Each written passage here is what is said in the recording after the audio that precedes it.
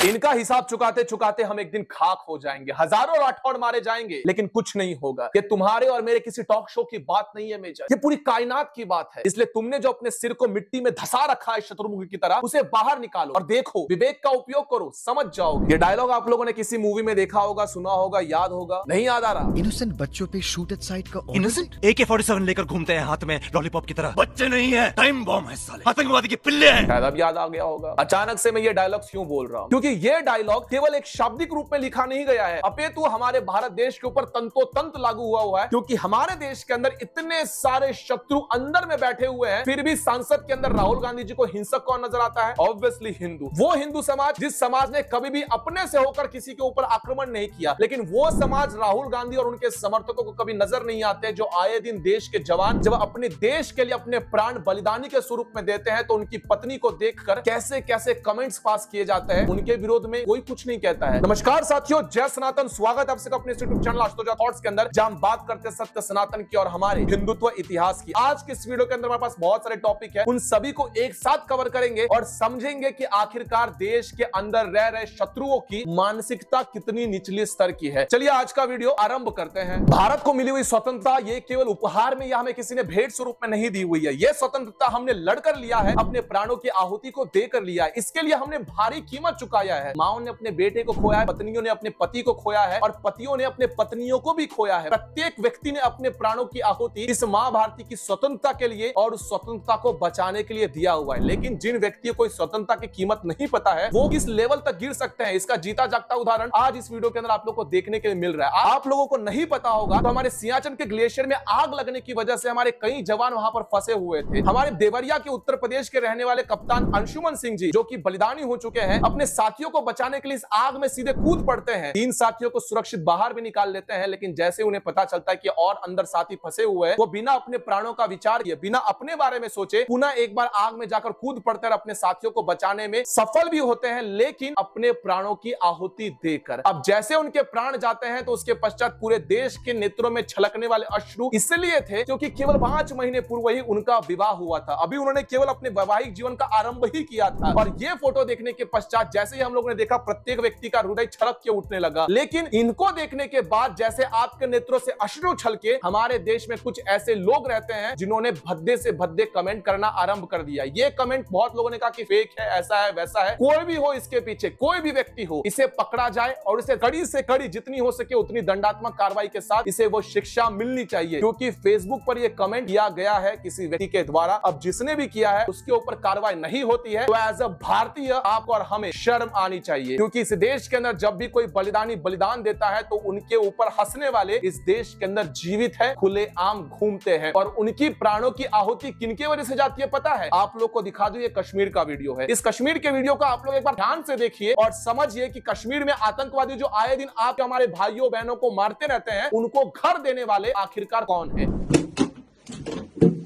ऊपर वाला गैराज बंद कर, अंदर लाइट में, लाइट अंदर ले जाओ, लाइट को जा, अंदर जा, अंदर जा। एक बंदा जा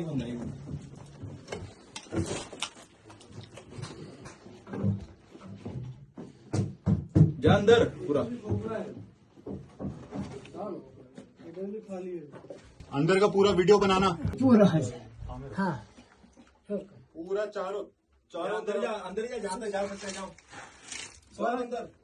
लेफ्ट लॉबी जब ऐसे वीडियोस को देखते हैं तो इसके ऊपर कुछ नहीं कहते हैं, मौन हो जाते हैं। लेकिन अगर उन्हें कहना होगा तो ये तुरंत कह देंगे। ये आशुतोष झा है ना, और इन जैसे लोग हैं, ये सभी के सभी संघी है। बताओ, एक ऐसा घर बनाया गया है जिस घर में छुपने की जगह दी गई है, तो जरूरी थोड़ी है किसी आतंकवादी को ही छिपाएंगे। यहाँ तो बच्चे हाइड एंड सीक खेलते हैं, है ना। इतने ज्यादा मंद बुद्धि कोई कैसे हो सकता है? ऐसा घर बन कैसे सकता है? और बनने के बाद ये आतंकवादी कहां जाकर छुपते हैं आप लोगों ने देख लिया। ये हमने तो जाकर वीडियो शूट नहीं किया, ये आर्मी के हमारे वीर योद्धाओं ने जाकर उस घर के ऊपर तहकीक मुलाकात की और ये वीडियो को वायरल किया गया है। लेकिन अगर आप लोग देखोगे तो हमारे देश के अंदर ऐसे वीडियोस के बारे में कोई बात नहीं करता है। हमास है ये पाकिस्तान है, बांग्लादेश है, कौन सा इस्लामिक कंट्री है? भारत देश एक स्वतंत्र राष्ट्र है, खास करके हिंदुओं का राष्ट्र है। वहां पर ऐसे आतंकवादी अपनी सुरक्षिता के लिए हमारे जवानों को मारने के लिए ऐसे घर बनाएगी तो क्या इसके ऊपर बात नहीं करना चाहिए? लेकिन हमारे देश के अंदर जो जवान अग्निवीर योजना के तहत में जाकर देश की सेवा करना चाहते हैं, उसके पश्चात उसके पास एक ट्रेनिंग होगी, वो अपने देश के लिए एक सुरक्षितता बनेगा। हमारे आज तक के ऊपर आकर कांग्रेसी क्या कहते हैं? 20-21-22 साल का युवा जिसकी इतनी समझ नहीं होती है, अब साथ में जाएगा, उसके पास 5 आर्म्स होते हैं, वो या तो अपनी हत्या कर लेगा, आत्महत्या कर लेगा, या फिर मारे गुस्से के, हो सकता है ईश्वर ना करे। हमने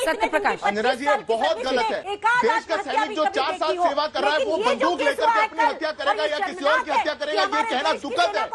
ये कैसे कांग्रेस पार्टी के प्रवक्ता नेशनल टेलीविजन पर बैठ के कर सकती है?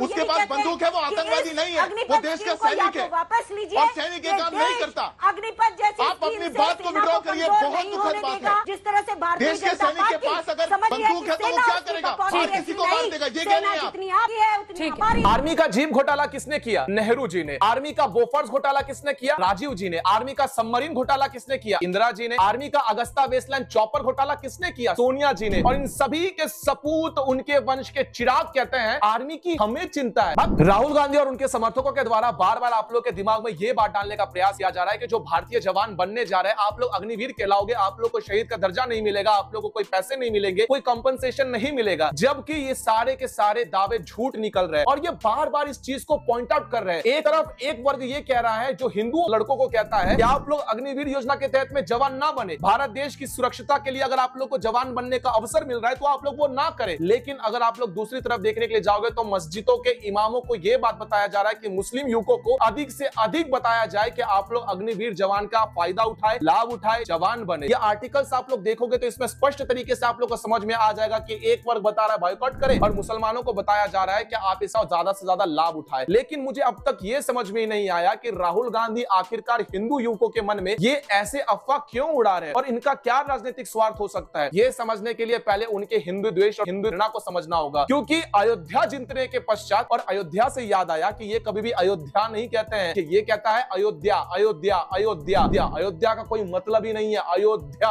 जिसको कभी जीता ना जा सके। लेकिन राहुल गांधी का घमंड कुछ इस प्रकार से है कि लाल कृष्ण आडवाणी जी ने जो रथ यात्रा आरंभ की थी अयोध्या को जीतने की, उसे हमने फाइनली बंद कर दिया। इस मूर्ख को जाकर समझाओ कि वो रथ यात्रा इसलिए निकाली गई थी ताकि हमारे अयोध्या के अंदर प्रभु श्री रामचंद्र जी का भव्य मंदिर बना सके, और हम वो ऑलरेडी जीत चुके हैं, मंदिर बन चुका है। शायद ये लोग भूल गए हैं, लेकिन इनके मुख से निकलने वाले शब्द को भी आप लोग जरा गौर से समझने का प्रयास कीजिए। अगर मैं आपको ये कहानी क्यों बता रहा हूँ, क्योंकि जो मूवमेंट आडवाणी जी ने चालू की थी, उस मूवमेंट को जिसका सेंटर अयोध्या था, उस मूवमेंट को इंडिया गठबंधन ने अयोध्या में हरा दिया है। संसद के अंदर में तो आप लोगों ने इनकी घृणा दृष्टि तो देखी ही है, लेकिन शायद आप लोग भूल गए हिंसा फैलाने का आरोप जिस समाज के ऊपर लगाया गया है, ये कभी नहीं बताएंगे आपको कि 2022 के आसाम में बाढ़ लाने का प्रयास किसने किया था। ये 4 लोगों को कौन थे शामिल? काबुल खान, हुसैन लश्कर, नाजिर लश्कर और रिपुन खान। ये लोग 2022 में बांध तोड़कर आसाम के अंदर क्यों बाढ़ लाना चाहते थे? इनके बारे में आप लोगों ने कभी इनके मुंह से नहीं सुना होगा। ना ही अजीत अंजुम बोलेगा, रवीश कुमार बोलेगा, ना ही कोई अन्य पत्रकार बोलेगा। लेकिन अजीत अंजुम जब भगवा वस्त्र पहने, भगवा स्कार्फ ओढ़े लोगों को दिखता है तो तुरंत उन्हें वो आतंकवादी कह देता है। मुंह छिपाने के लिए इसने भगवा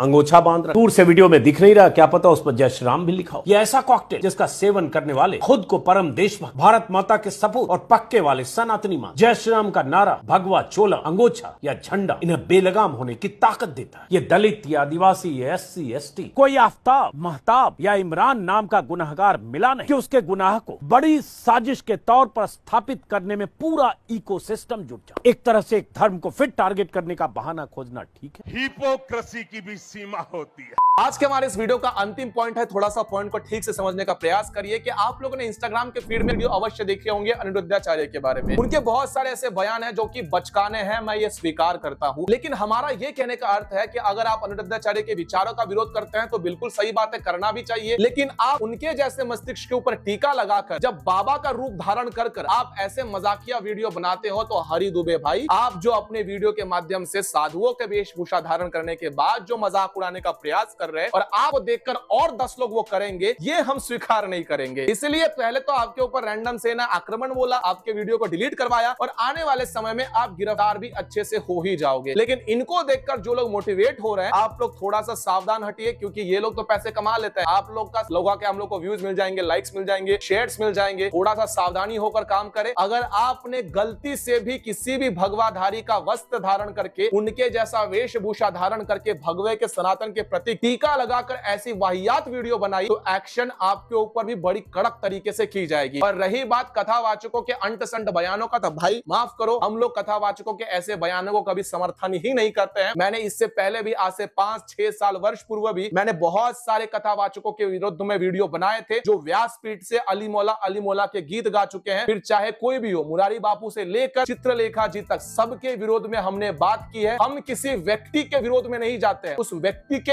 एक्शन, उनके कृति के विरोध में जाते हैं। तो इसीलिए अगर आप गलती स्वीकार करके अपने आप को सुधारते हो तो अच्छी बात है, नहीं तो लोग ट्रोल करेंगे ही। लेकिन सावधानी आपको यह रखना है, ट्रोल करते करते आप सनातन का अगर ट्रोल करने लग गए, तब आपकी लंका अवश्य दहन हो जाएगी। आज के इस वीडियो के अंदर बस इतना ही था, और आप लोग को वीडियो का तात्पर्य समझ में आया होगा। सभी मुद्दे अगर आप लोग को ठीक से समझ में आ गए होंगे, कमेंट बॉक्स में अपना मत बता सकते। तब तक के लिए अगले वीडियो के अंदर मिलते हैं। सनातनियों, जय सनातन।